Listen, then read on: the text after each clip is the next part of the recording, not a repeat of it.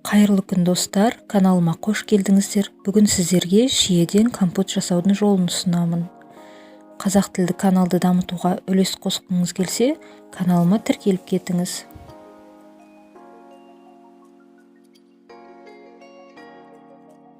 Ең алдымен шиені жуып дайындап аламыз, және банкаларды жуып стерилдеп дайындап қоямыз. Енді банкаларға шиені 1/4 бөлігіне салып шығамыз.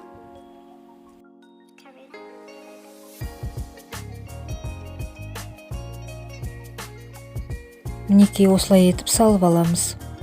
Банкаға жартылай қылып қайнаған ыстық су құямыз.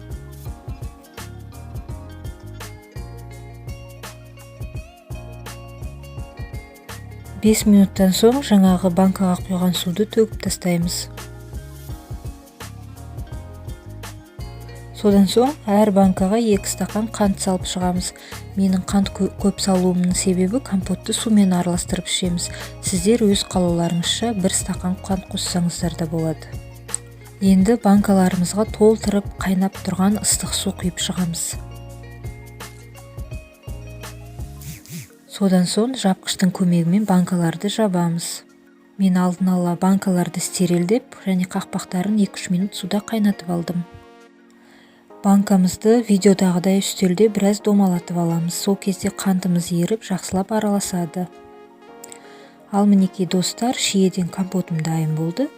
Банкаларды 1 күнге төңкеріп, жылылап жауып қоямыз.